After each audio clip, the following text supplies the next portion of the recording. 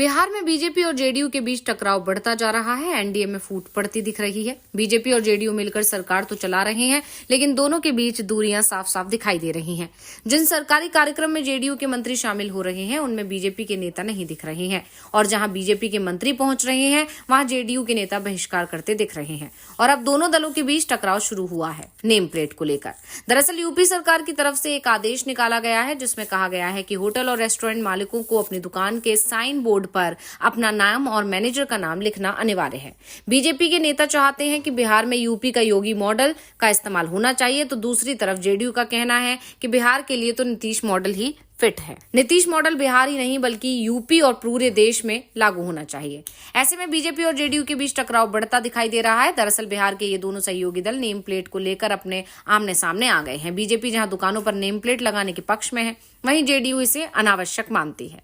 BJP का कहना है कि नेम प्लेट से पारदर्शिता आएगी और लोग अपनी आस्था के अनुसार दुकानों पर जा सकेंगे। वहीं जेडीयू का कहना है कि नेम प्लेट से कोई फायदा नहीं होगा। खाने पीने की चीजों की गुणवत्ता की जांच होनी चाहिए, न कि दुकानों के नाम की। जेडीयू के प्रवक्ता नीरज कुमार ने कहा कि नेम प्लेट लगाने से कुछ नहीं होगा। जरूरत इस बात की है कि दुकानों में बिकने वाली चीजों की गुणवत्ता की जांच हो। तेल और मसालों में कितनी मिलावट है, इसकी जांच होनी चाहिए। सामग्री का पूरा विवरण दुकान के आगे चस्पा होना चाहिए। राजनीतिक स्वास्थ्य के लिए नेम प्लेट की मांग ठीक है, लेकिन मानवीय स्वास्थ्य के लिए खाने पीने की चीजों की गुणवत्ता की जांच जरूरी है। दूसरी तरफ बीजेपी ने नीरज कुमार के दावे का विरोध किया। बीजेपी प्रवक्ता अजय आलोक ने कहा कि उत्तर प्रदेश की तरह बिहार समेत पूरे देश में खाने पीने की दुकानों पर नेम प्लेट लगाना अनिवार्य होना चाहिए। पहचान छुपाने की जरूरत उसी को पड़ती है जो गलत काम करता है। आजकल खाने पीने की चीजों में गंदगी मिलाने की घटनाएं सामने आ रही हैं। ऐसे लोगों पर सख्त कार्रवाई होनी चाहिए।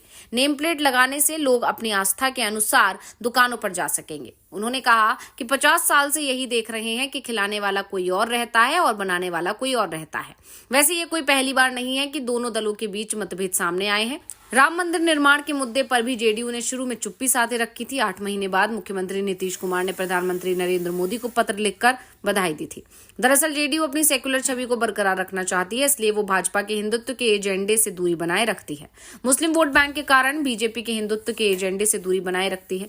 2020 के विधानसभा चुनाव में जदयू ने राजद के साथ मिलकर चुनाव लड़ा था और उसे मुस्लिम वोटों का फायदा मिला, लेकिन लोकसभा चुनाव में जदयू को सीमांचल में हार का सामना करना पड़ा था, जहां मुस्लिम आबादी ज्यादा है। माना जा रहा है कि जेडीयू अपनी सेक्युलर छवि को मजबूत बनाए रखना चाहती है, ताकि वो अगले विधानसभा चुनाव में मुस्लिम वोटों को अपने पाले में ला सके।